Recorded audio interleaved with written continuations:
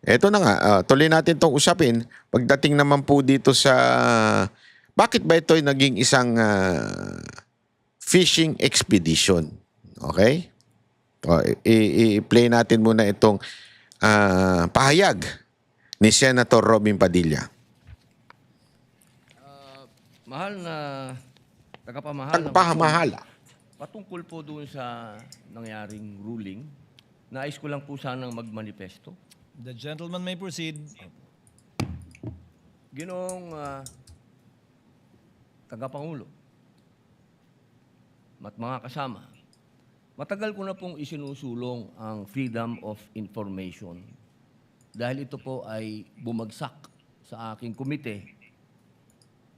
Ito po ay tunay na kailangan natin sapagkat dito po talaga natin mapapatunayan yung sinasabi nating public trust. Pero meron din po kasing napakahalaga yung tinatawag na equal protection of the laws. Yon.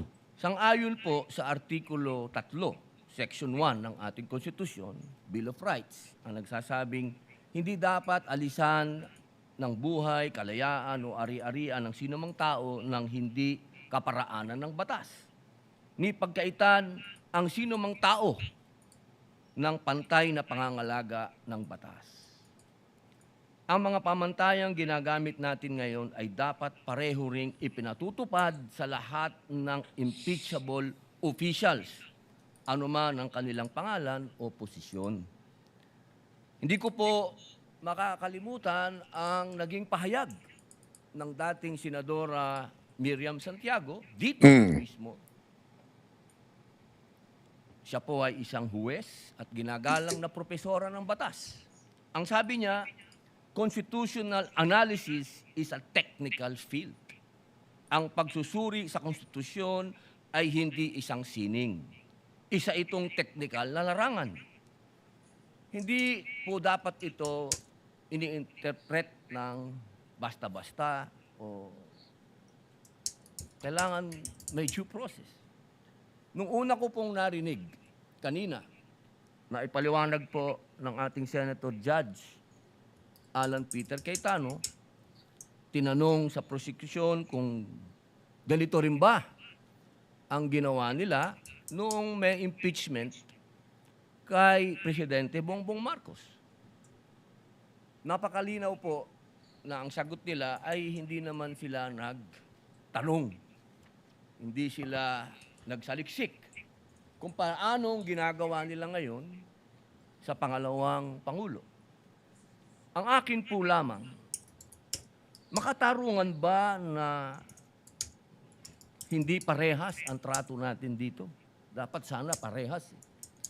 Kaya po, ang hinihiling ko sa atin, total naman, lahat naman kayo ay sumang-ayon na sa Freedom of Information Bill ko. Hindi pa nga lang nagsasubmit ang House of Representatives. Bakit kung ganito ang pamantayan natin, edi buksan na natin lahat ng bank records natin. Lahat na. Tayong lahat ay buksan na natin. Lahat. Para mapakita sa taong bayan na wala tayong kinikilingan dito. Ito ay oras na para samantalahin natin ang pagkakataong ito na ipasa yung FOI. Kasi kung ganito, na parang meron tayong tinititigan sa tinitingnan, hindi maganda ito para sa taong bayan. Tandaan po natin, pantay-pantay tayo sa harap ng Diyos at ng batas. At hinihingi ko po sa inyo na ilagay sa record ang aking pagtutol sa ruling na ito. Maraming salamat. For the Nako po. record, there is a pending bill as well requiring all public officials. Ayun na nga. So, ayun na nga po yung pahayag ni Senator Robin Padilla. O na, buksan na natin lahat. Lahat tayo. Ang problema, pili eh. Yun nga ang problema ngayon eh. Yung batas, pili lang, ina-apply. Sa iba binibend. Di ba? Pero dun sa iba, pinoproteksyon na ng batas. Halimbawa na lang, dito nga kay Cayetano, aba, mukhang ibebend ang Blue Ribbon Committee. Ang target siya na. Kung ang dating target ay si Marcoleta, nakakulong na, siya na ngayon.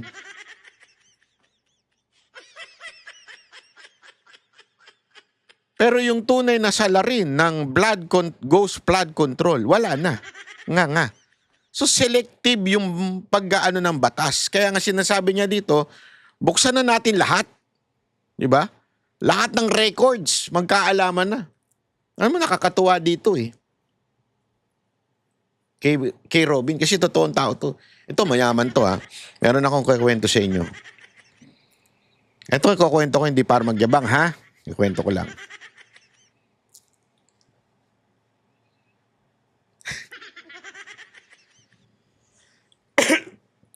Dali, iniisip ko lang. Pumutok kami niyan one time, inimbitahan niya ako magpaputok. Ano mo niya? Paputok. Practice ba ka? Yan, nag-practice kami.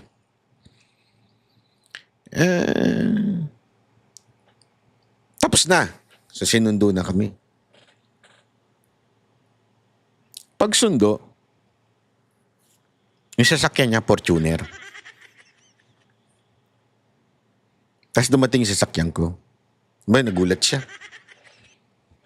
Tapos, sumakay pa siya sa akin. Sabi niya, buti ka pa.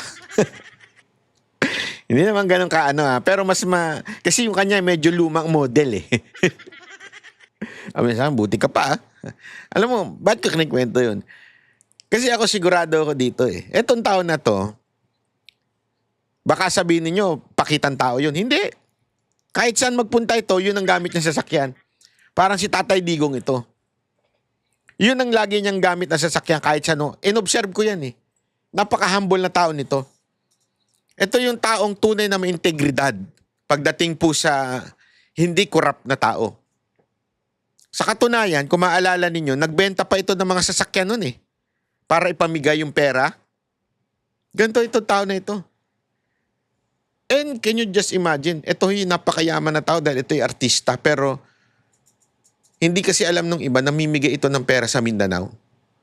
Even before maging politician ito, lagi itong merong parang pagbibigay tulong sa mga taga Mindanao.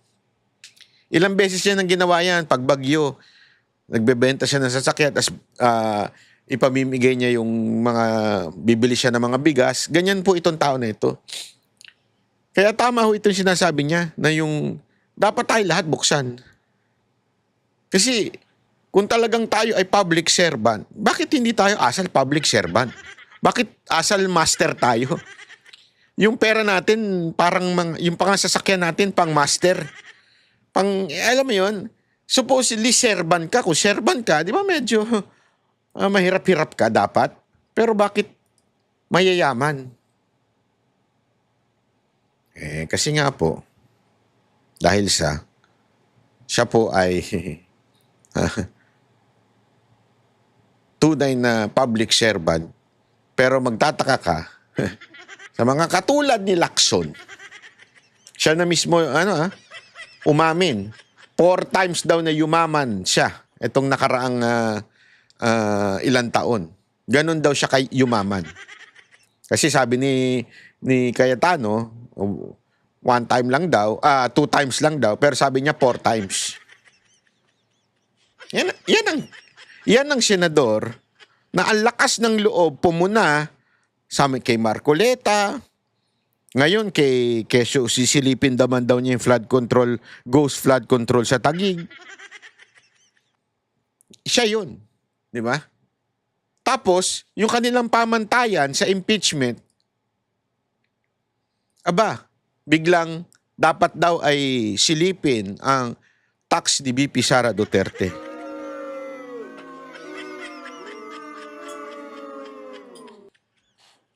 Kung ako dyan, sa totoo lang po kung ako yan kung ako po yan, mga senador, hamunin ko sila, sige, ibukas natin ang BIR record ni VP Sara Duterte, pero bilang hukom at maging patas tayo at maging tayo makatwiran, abay buksan din natin ang ating BIR tax at ipakita sa taong bayan. Yun.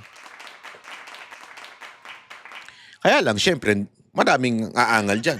Shit, wag ganyan. Walang ganunan. Walang ganunan. Sa kanya na pinag-usapan, siya lang ini-impeach. Hindi, kasi kung trust at trust din naman ang pag-uusapan, oo, the impeachment is VP Sara, but the trust should be applied to everyone. To every all, sabi nga. To everyone na nasa gobyerno. Okay, buksan na lang natin lahat. Anong gusto nyo? Di ba ganon? Oh, anyway, maraming salamat po. Ako po si Banat Bay. At sana po'y magkita-kita ulit tayo sa susunod nating video. God bless everyone. Kami ang boses ng masa, hindi natatakot. Katotohanan lang, di kami nalulunod. Walang bahid ng sismis, lahat ay totoo. Kahit sino ka pa, pag mali ka babanatan ka. Walang pinipiling kulay, wala kaming kinikilingan. Basta para sa bayan, kami lalaban. Pagdama palakpakan, pag mali banatan. Di matitinag, di matatakot, para sa bayan tuloy ang sigaw. Sa harap ng kamera, walang halong takot. Mga baluktot, lahat kayo'y tutumba. Ang hustisya at totoo, yun lang ang mahalaga. Kahit sinong harang, di kami matitinag. Walang pinipiling kulay, wala kaming kinikilingan. Basta para sa bayan, kami lalaban. Pag tama palakpakan, pag mali banatan. Di matitinag, di matatakot, para sa bayan.